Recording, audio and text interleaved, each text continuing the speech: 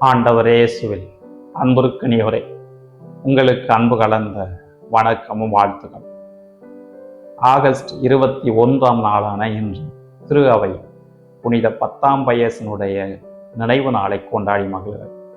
இந்த 10ஆம் பயசினுடைய இயற்கை சார்கோ என்பதால் இவர் திருத்தந்தையாக உயர்ந்த பிறகு ஒரு நாள் இவருடைய தாயார் அவரை சந்திக்க வந்தார்.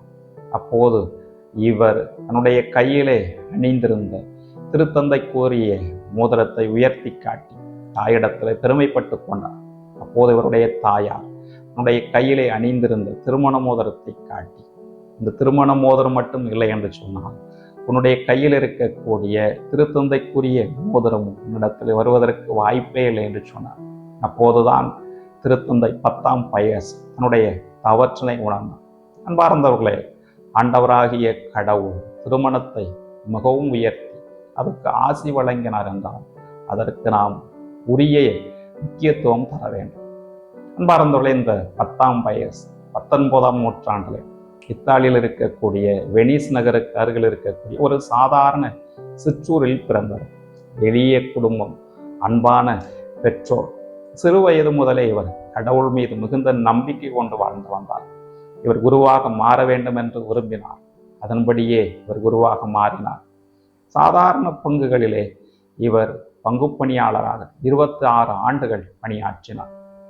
இதையெல்லாம் பார்த்துவிட்டு திருத்தந்தை இவரை ஆயராக மாண்டோவா என்ற இடத்திலே உயர்த்தினார். இதன் பிறகு இவர் கருதினாளாக மாறினார், திருத்தந்தையாக உயர்ந்தார். இவர் மாபெரும் பணிகளை செய்தார் என்பதுதான் நம்முடைய மனதில் இருத்த வேண்டிய செய்தியாக இருக்கிறது. குறிப்பாக இவர் எளிய குடும்பத்தில் பிறந்தவர் என்பதனால் எளியவர்களுடைய உழைப்பாளர்களுடைய பிரச்சனைகளை உணர்ந்தார். அதனால் அவர்களுடைய நல்வாழ்வதற்காக கடுமையாக பாடுபட்டார். ஏழையாக பிறந்தேன், ஏழையாக வளர்ந்தேன், ஏழையாகவே நான் இறப்பேன் என்று சொல்லி மிகவும் எளிய வாழ்க்கையை இந்த திருத்தந்தை வாழ்ந்து வந்தார். இவர் நற்கருணை சந்திப்புக்கு மிகுந்த முக்கியத்துவம் கொடுத்தார். மக்கள் நற்கருணையை சந்திக்க வேண்டும், அதுதான் நம்முடைய கிறிஸ்தவ வாழ்வுக்கு ஊற்றும் உச்சமுமாக இருக்கிறது என்று சொல்லி நற்கருணைக்கு முதன்மையான முக்கியத்துவம் கொடுத்தவராக இருந்தார். அதனால்தான் இவர் நற்கருணை திருத்தந்தை என்றும் அழைக்கப்படுகிறார். இந்த திருத்தந்தையினுடைய நினைவு நாளை கொண்டாடக்கூடிய நாமும் நற்கருணை சந்திப்புக்கு உரிய முக்கியத்துவம் கொடுப்போம். எளிய எல்லார் மீதும் அன்பு கொள்ளக்கூடிய ஒரு வாழ்க்கையை வாழ்வோம். அதற்கான ஆற்றலை நாம் கடவுளிடத்திலே கேட்போம். ஆமாம்.